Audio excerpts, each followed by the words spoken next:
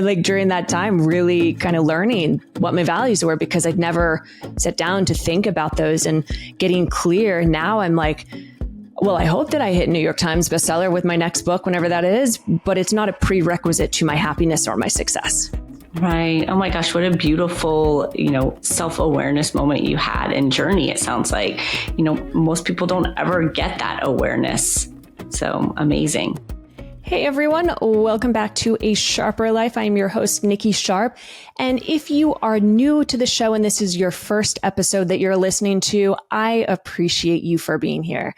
And if you have been following the show, I have to give a massive shout out to each and every one of you. So each and every week, I see you turning up for A Sharper Life, and I am just so grateful because whenever I sit down to record these episodes, I look through the reviews and the comments that you share with me on Instagram, and I really just think, wow, I am so fortunate to have such an incredible community for this podcast and everything that we're doing. So today I wanted to highlight a few of the reviews that really spoke to the power of this show. So this one is from Melissa JJ with a 5 stars. And she says, I heard Nikki on another podcast and headed over to check out her podcast. I am hooked. I've almost listened to all of them in 10 days. I enjoy listening to all the different topics, and I've recommended others to tune in as well.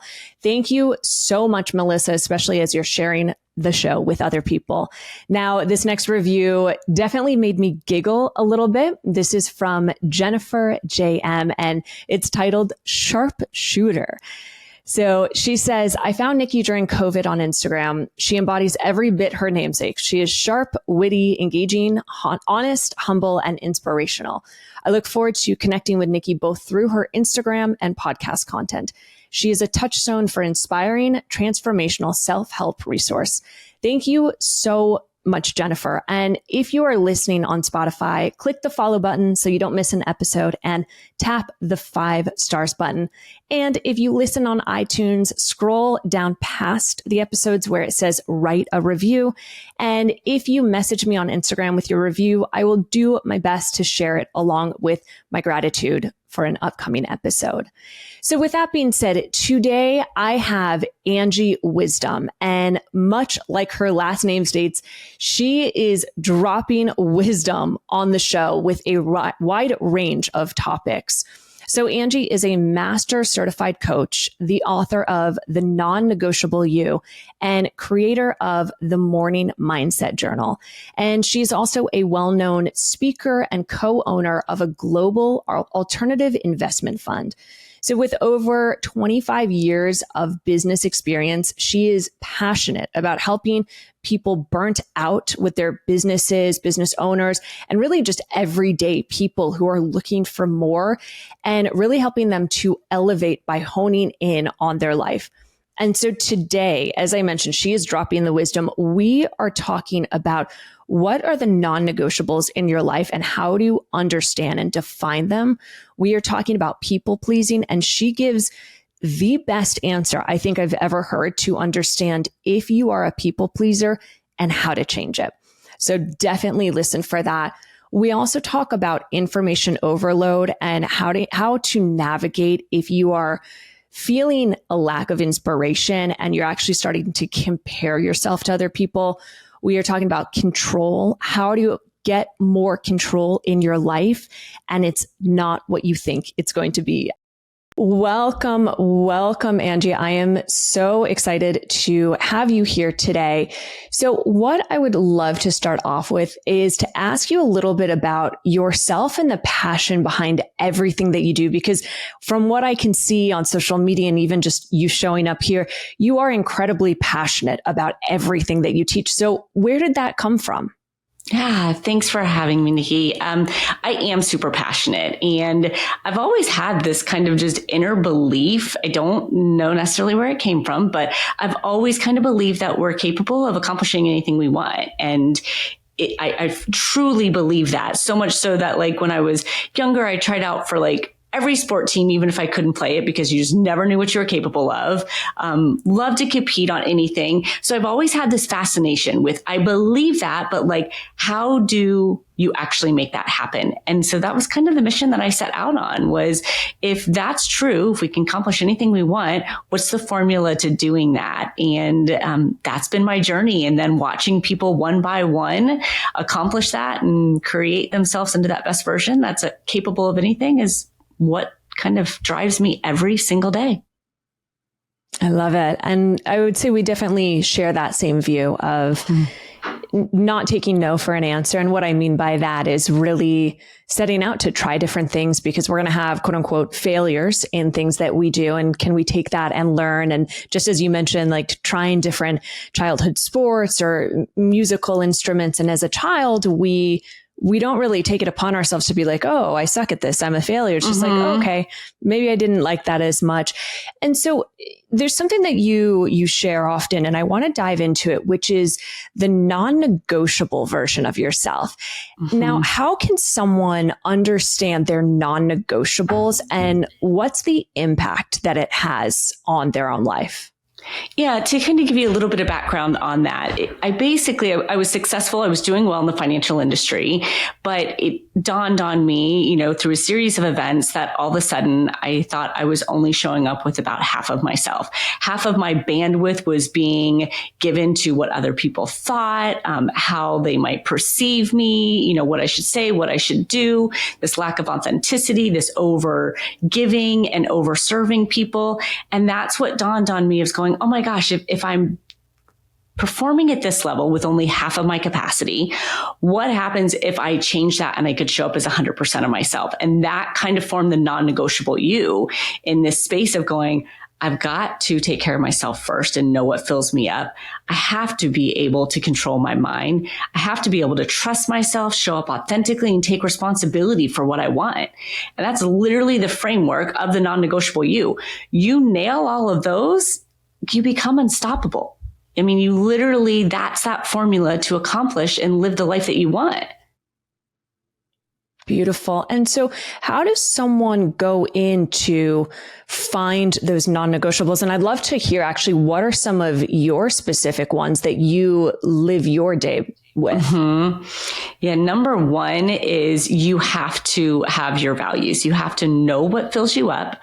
You have to know what brings you joy, what, motivates you. That's a non-negotiable. And if you know those, then it becomes a non-negotiable to put those in your life. Take responsibility to put them in every single day.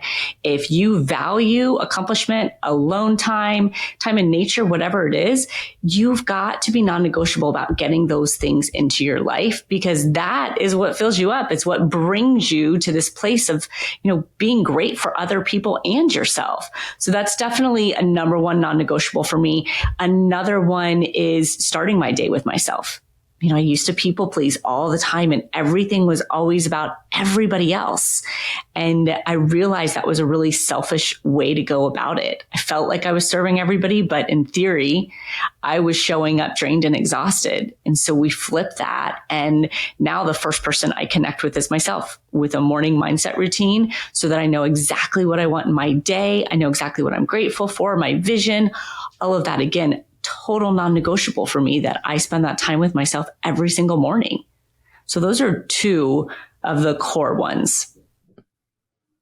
I love those. And, I'll say I very much agree on the values. I actually, years ago, without realizing that it was a value in my life, I have the word trust that's tattooed on my finger. And specifically, I got it on my ring finger because I was going through a very traumatic up and down 6-year on and off relationship. And it was like, I need to trust myself, trust God or universe, spirit. I need to trust that the right person will come along. And then actually, just on my birthday a few weeks ago, I got the word joy tattooed on my foot for that same thing of for me, I would really say that's like one of my non-negotiables is do all things with joy and trust the process. So I love that you're saying those, because I just have this thing where apparently I go tattoo them on myself, coming from the girl who never thought she would get a tattoo. Whatever it takes for a reminder. Quickly touch.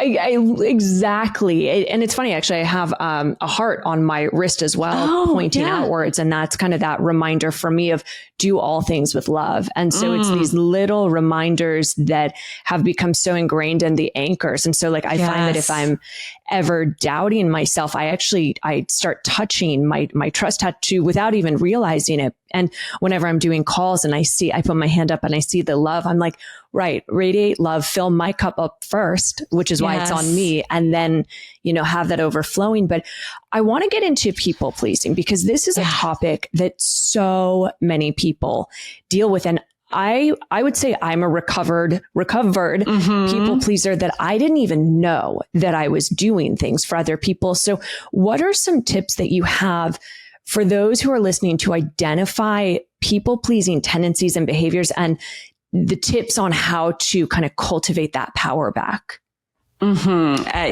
Catching it is number one, right? Understanding that you are in that space. And a couple of the red flags for me were, believe it or not, like resentment. When you are doing so much for people without them even asking, like you're almost just doing things to have it come back to you with different intentions. And so then it builds up this resentment, like, wow, well, I did this for them. I said this, I showed up like this. And it's like, they didn't ask you to do that. So you're building up this resentment by showing up for people all the time when you weren't even necessarily asked. So that's definitely a good indicator.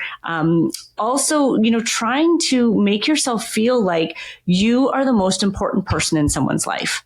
And that's a hard one to swallow. But when you are trying to kind of take up space in somebody's life as that very most important person who does everything for them, who will be there for everything in an unhealthy way, it's another sign that maybe you're people pleasing.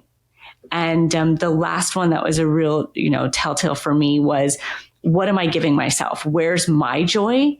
And anytime someone would say to me like, well, what makes you happy? What brings you joy? I would say, I'm good as long as everybody else is good.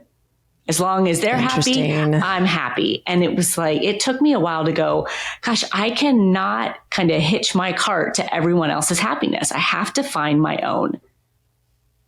So, when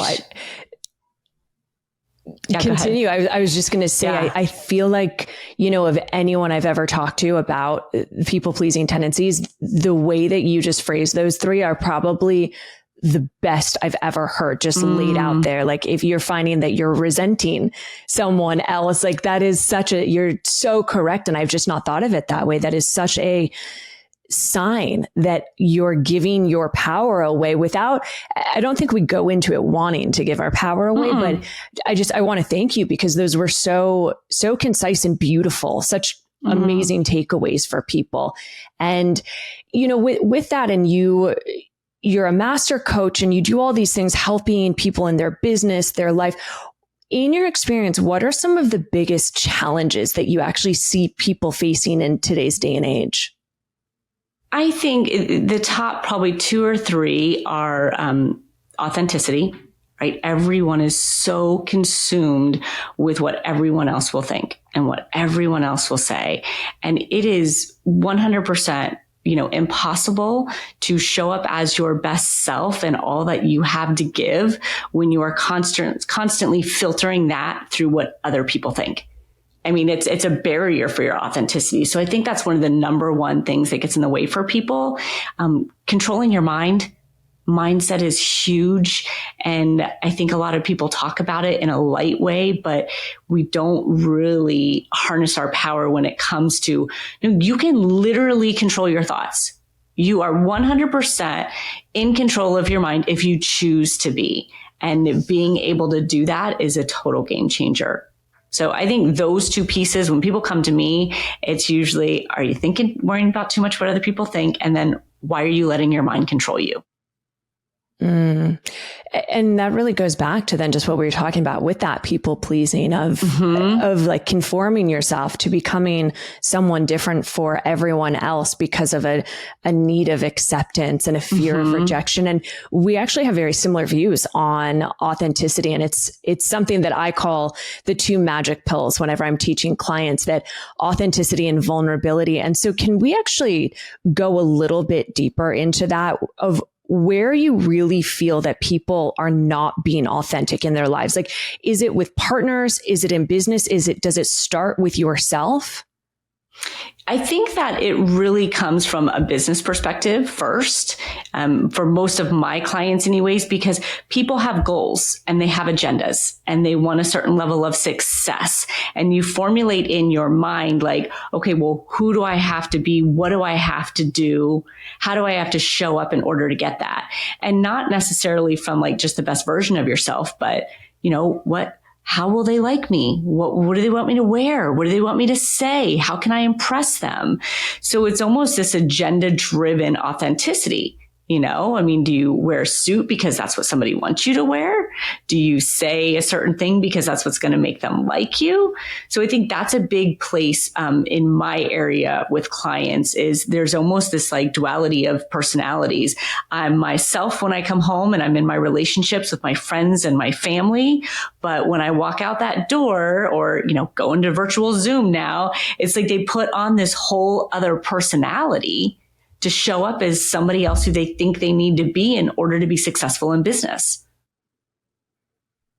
What would you then say is the antidote to that? How can someone, especially relating to business, understand their own value and showing up? And I'll just give a really quick example on this where, as my coaching business has expanded, the podcast, all of these things that I'm doing, I myself have faced that of what should I wear on my coaching calls, right? I have this perceived notion of I should be this. And for so many years, I was labeled a wellness expert and now a transformation expert. And when I started thinking, and I'm getting compared to like Mark Hyman and people of this nature who was incredible and gave me a testimonial for my book. So it's like when I'm being put in the same kind of category as these other experts, I actually realized that I lost myself because I was like, oh, well, these other experts are not talking about their personal life and they're not sharing about their relationship and they're dressing a certain way. And so I was starting to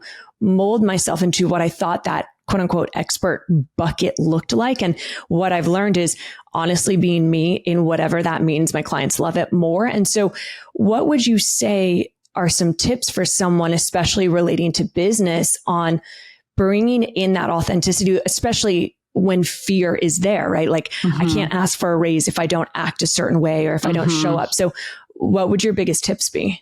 I think it's two parts. One, you have to understand the theory behind it and really believe that. And I would even write something out and read it every single day in the sense that like you will never be the best you. You will never be able to share your gifts, your purpose, your passion, unless you are your authentic self. That's something that you have to remember and ingrain in your brain every day. Another statement is the fact that if you are showing up as somebody else, you're attracting the wrong people.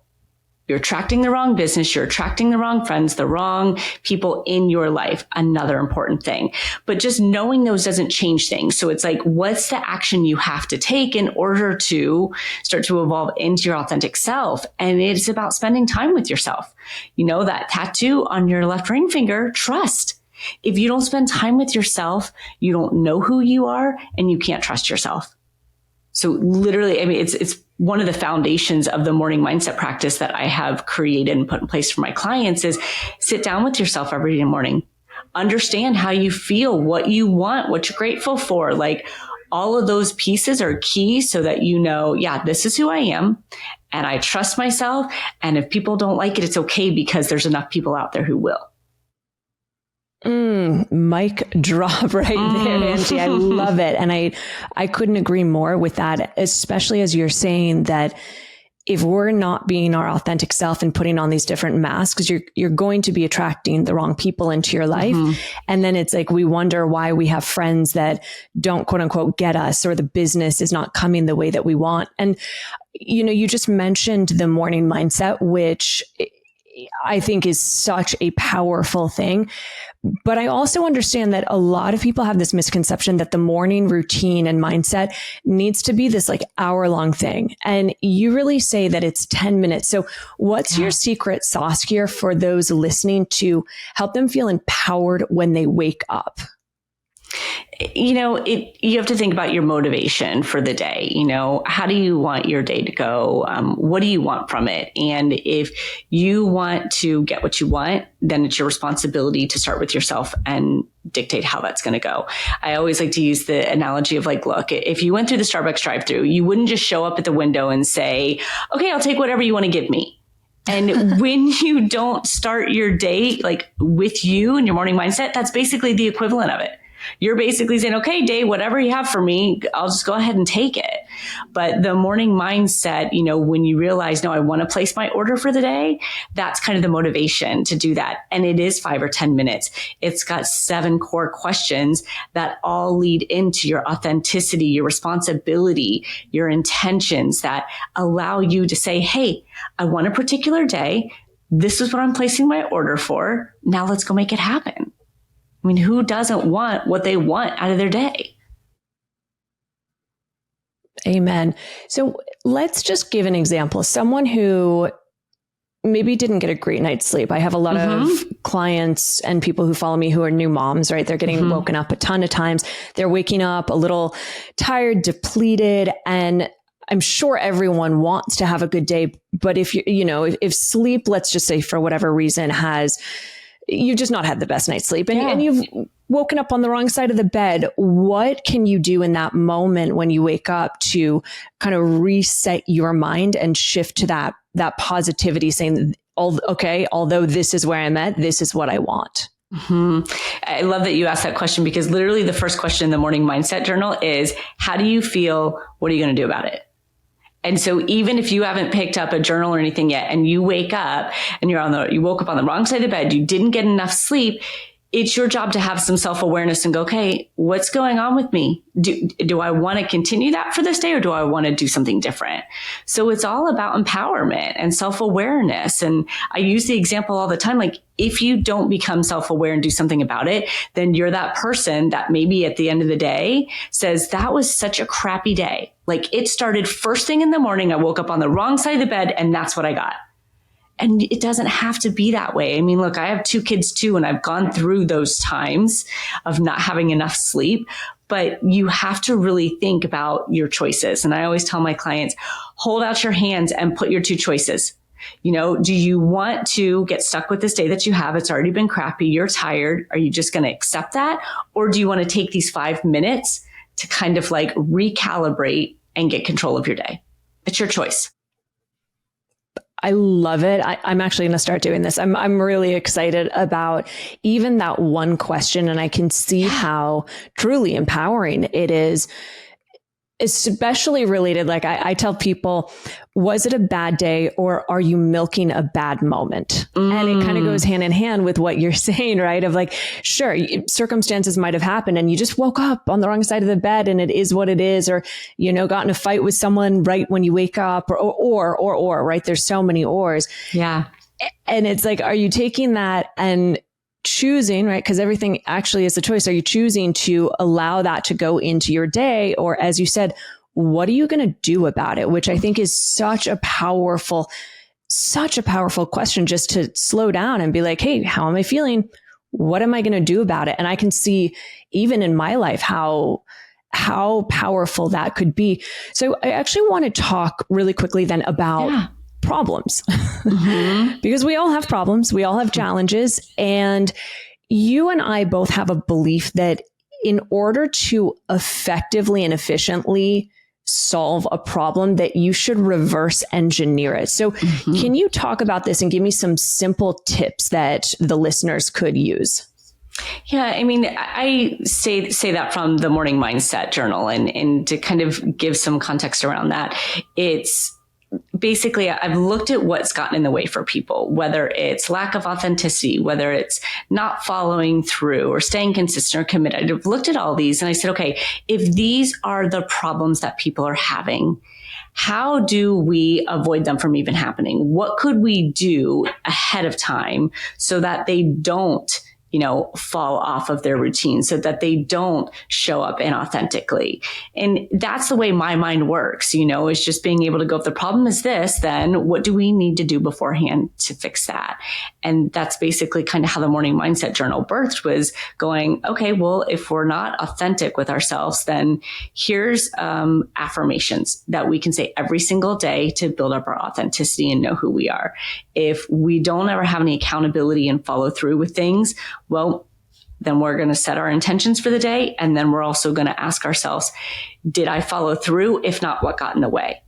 Right. So we're pretty much just looking at each problem. And this goes for anything. If you aren't making your calls, if you aren't being honest in a relationship, whatever problem it is, let's look at, what we can do to avoid that problem in the first place. Really, really love what you're saying. And I resonate so much with it, of taking it's what I call kind of the forwards, backwards look at life, where it's like, okay, where am I trying to go? And then what am I going to do to get there? Like, I'm launching, we're always in launch mode of something, creation, creating a product, a book. And I look at my life and it's like, okay, I have this thing that I want to do. I always ask myself, okay, like, why do I want to do this? Why is this actually important to me? And then I go backwards to all of the steps that I could possibly need to take. And I find that it helps me feel more in control, which is where I want to go next. Mm-hmm. And I also realized, just as you're saying, that by doing that and kind of that backwards look, it makes it feel more manageable as I'm going through each step, rather than it being this whole big, like, just as you said, if you woke up on the wrong side of the bed, it's how do you feel? What do you want to do about it? Or what are you going to do? It's like, you can break it up into tiny little steps, is what I'm hearing. Is that correct? Yeah, it is. It's about that little step, the consistency. When we tell someone like, oh, be authentic, or, oh, you want to sell, 100,000 books. It's like, those are big, overwhelming kind of benchmarks and finish lines. And our brain almost can't understand. It's like, that sounds really, really big.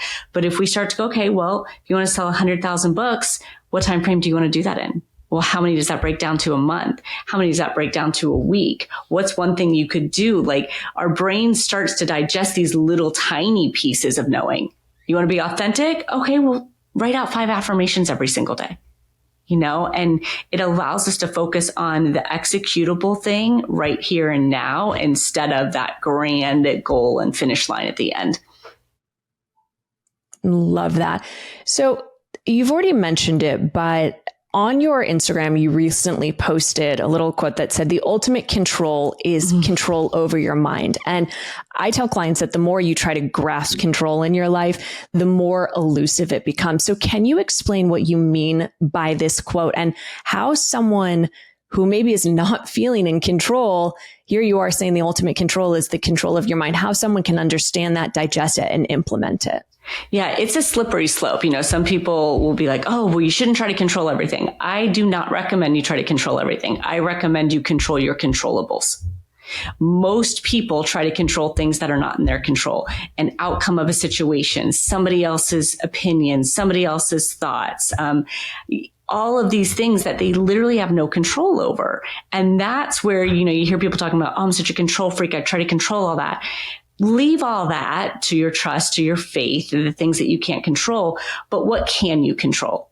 And you 100% can control your mind. You can control your thoughts, and you can control, your actions. And those are good things to control, because they ultimately create what you want in the end, the life that you want, the business that you want. So as far as like how we start to do that, I like to think of it as this filtering process. Like, your brain, I say, is as like usable as your hand. I can sit here and I can open my hand, I can pound my fist, I can make my brain do the same things. So if I get this thought of like, oh my gosh, my book is never going to be a bestseller, or I'm never going to be able to sell all these books, I can choose to keep that, or I can choose to replace it with something else. And that's the control that I want to use, because I want to be able to say, like, you know what, actually, I'm going to take one action a day and I'm going to reverse engineer this plan. And here's the way that I can sell all these books. Here's the way I can be bestseller. So it's just a matter of us intervening in our thoughts and taking control of it, because otherwise it's your brain, it's going to lasso you and it's going to run you around all over the place, calling all the shots and telling you exactly how to feel. So interesting what you're saying. And I'm already feeling like I'm listening to this from the viewpoint of those who are maybe walking down the street right now or in their car. And I can already hear the comment coming to me saying, right, Nikki, but I can't control my thoughts. So, and you just kind of mentioned that, but what would you say to that person that comes to you and they're like, Angie, I hear you. I understand in theory, but I cannot control my thoughts. Right? It's a negative just pattern all day, this negative chatter. What would you say to help that person? Yeah. I mean, first I'd say I want to empower you that you 100% can. And if we have to look at the problem, like, is it that in that moment, let me back up. The thought's going to come, right? Like, we can't control that. The thought's going to come. You being able to choose something differently and throw that one away is something you can learn to do. And sometimes people have a challenge with that, because in the moment, the negative thoughts are coming. And it's like, well, if you're in this negative thought pattern, how do you choose something differently? So I like to say you have to have these pocket phrases or words as your self-rebuttals. So for example, if somebody has this negative thought pattern about how, they're not good enough, and that's always kind of the tape that plays and the song that comes in their head, that they're not good enough and they're not going to be successful. Well, let's arm you with what you want to believe instead. And it's like a pre-crafted, approach or phrase that you're going to choose. So that as soon as your mind gives you that story of, you see, I told you you're never going to be successful. You're not good enough.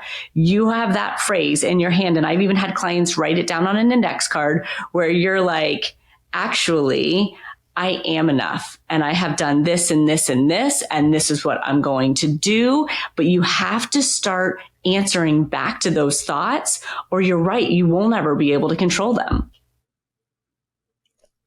I really, really resonate with what you're saying, because it comes out of, one of the main programs that I teach is called the Ultimate Transformation Program. And during that, I have the clients identify their ego mind, which I call the Siamese twin, with the true self, or that authentic self, as we're talking about, and getting really clear on your Siamese twin and what are the actual sentences, phrases, things that your ego mind is saying, so that when those come up, and I also have people identify, what does the voice sound like?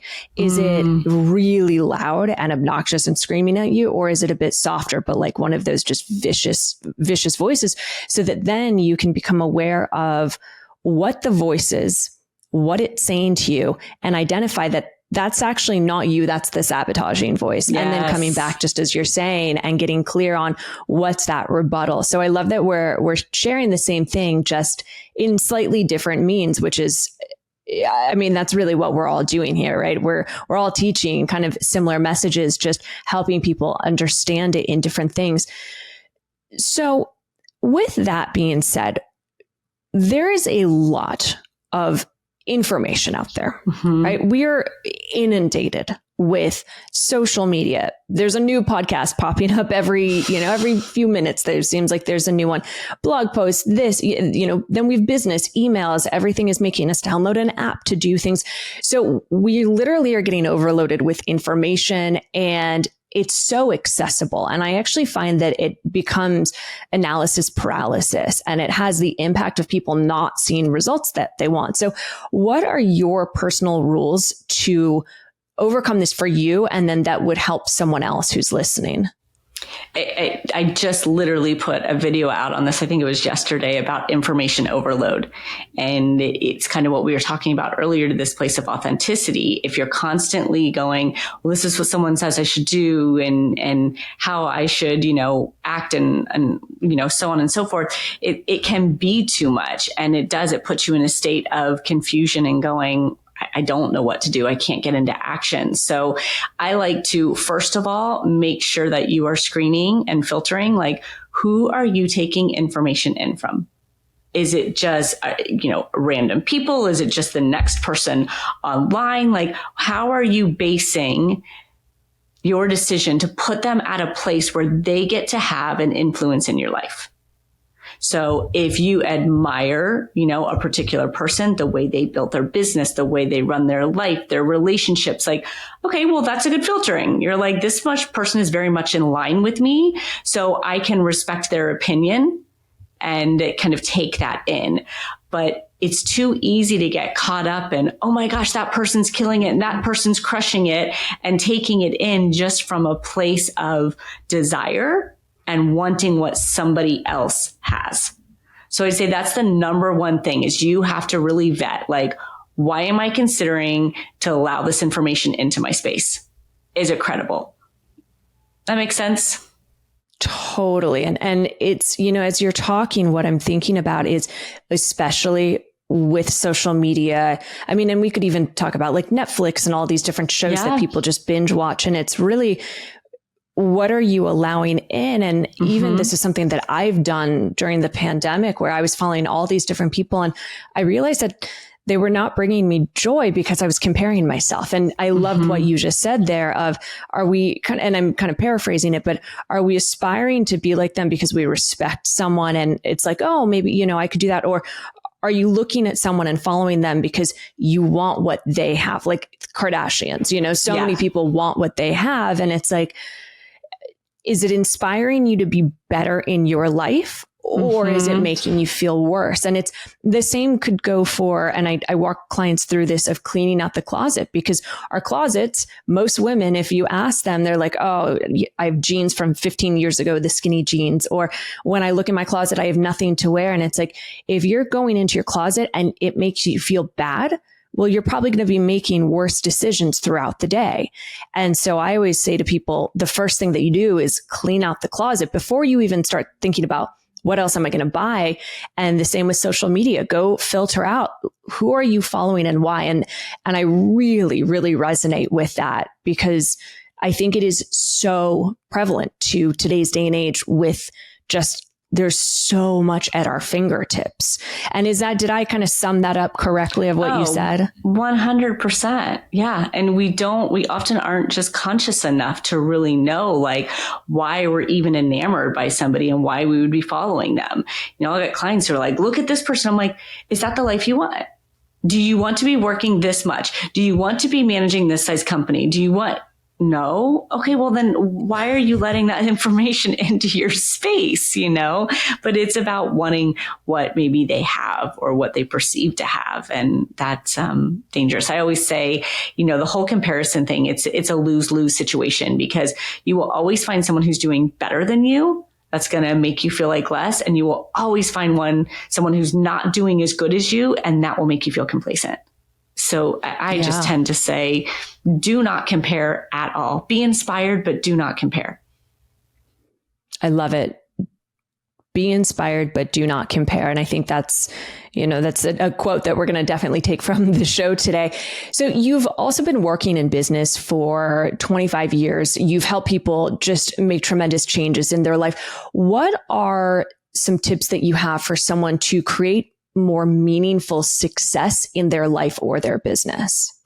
First thing is, you have to decide define that. You have to decide what meaningful success is for you. Most people jump into this place of creating success from a financial standpoint above all else. And unless that is really your true motivation and you have a real value to back that, you'll likely fall short. So you have to really understand what your why and your motivation is behind what you want. I've had great success, and it hasn't been meaningful early in my career. And that's what made me realize that, all success is not the same. And I get clients all the time who are like, I have this and I have this and I have the house and I have all these things, but I'm still not happy. So meaningful success to me is like, success that you have joy with and that meets your values. So the first thing you have to do is to find that. And then you can start to build that plan around actually creating it based upon what that looks like by your definition. could not agree more there. And much like you had the success, was on TV. Both my books came out, had a #1 app, all of these things, magazine covers. And this was from 2015 to 2018 when the two books came out. And, from the outside, it's like I had it, quote unquote, all. And the money wasn't necessarily backing up all the TV shows, which I think people also think is going to happen. You go on TV, you're on a magazine cover, and like suddenly you have all these clients. And I found that it's almost like the more that I wanted these things and chased after them, the more unhappy I got. And I remember even trying to hit, I think every author wants to hit New York Times bestseller. And one thing that I've really learned about my own life is that I am so grateful that I didn't hit it when I had my first 2 books, because I was chasing it from a place of ego, just as we're talking about with the authenticity of, I was looking for external validation from people, and it wasn't coming from that. I wanted to help people. I want the book to get out, the books. And yet I'm like, oh, baby, like, I'm so glad I didn't hit it, because I realized like chasing it from a place of ego, which was not my authentic self, was actually making me feel worse about myself in life. And so I went on what I call the 2-year sabbatical to figure out, who the fuck am I? Because I was like, I don't know. Right. And like during that time, really kind of learning what my values were, because I'd never sat down to think about those and getting clear. Now I'm like, well, I hope that I hit New York Times bestseller with my next book, whenever that is, but it's not a prerequisite to my happiness or my success.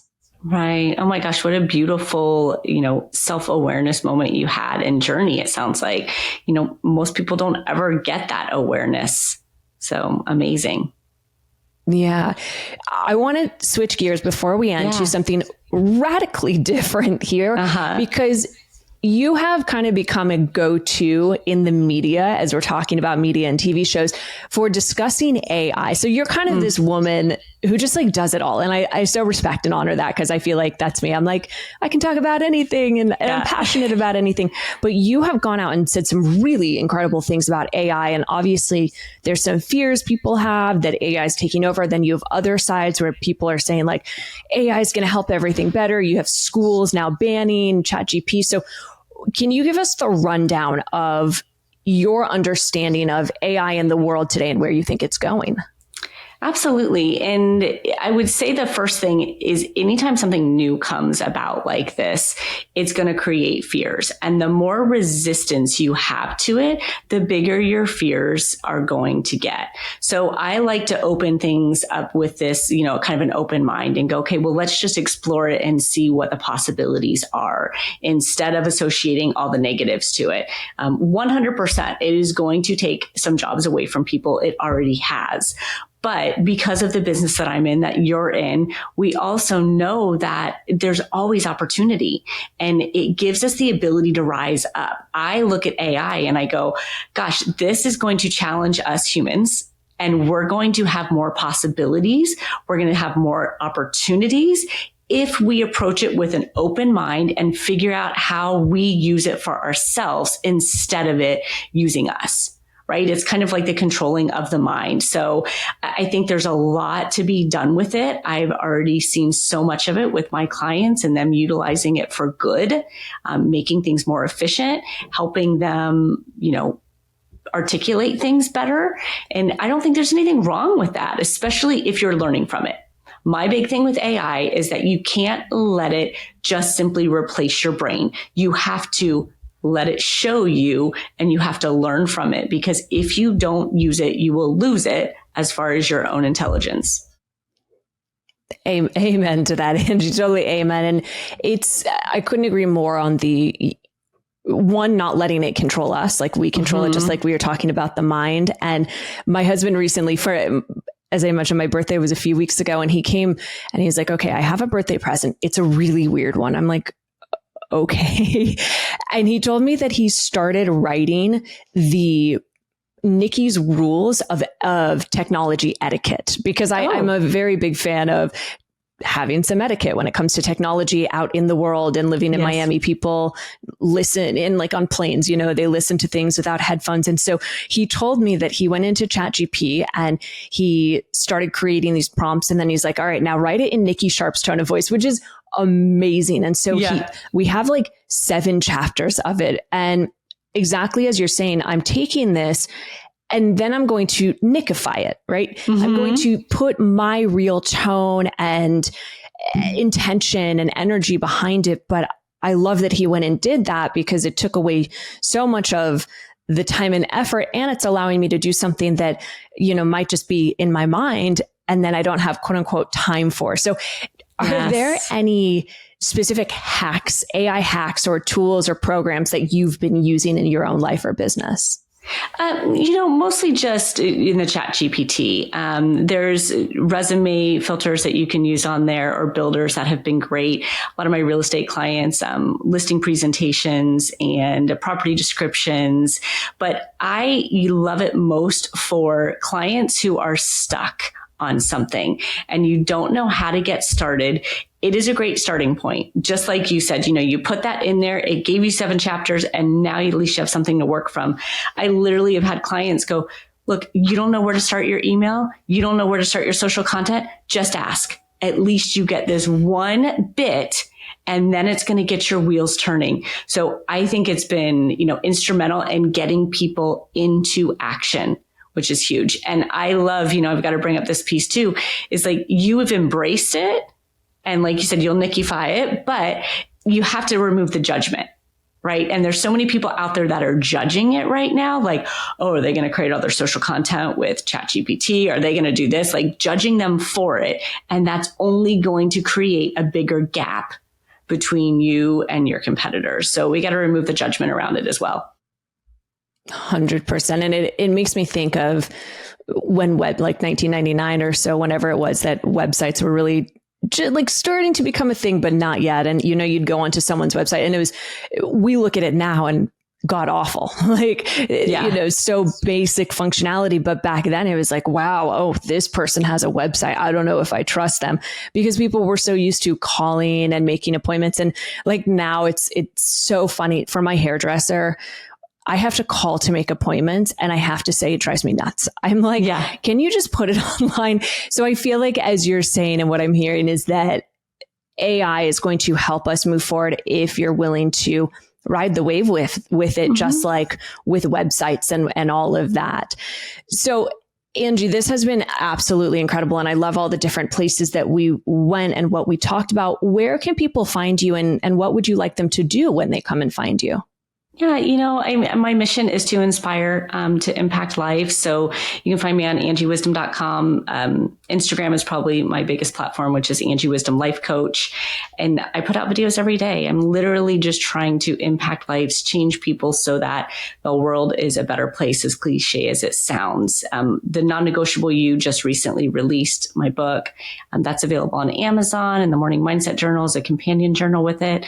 So, if you want to create a better version of yourself, you want to spend time with yourself, that authenticity, lean into some of those pieces. I love that. And our last question is, what are your 3 hacks for someone to live a sharper life? Values. I know we talked about some of these, but know your values. Understand what your values are and take them into your life every single day as if you were taking vitamin supplements. Spend time with yourself and create a relationship with yourself. Non-negotiable.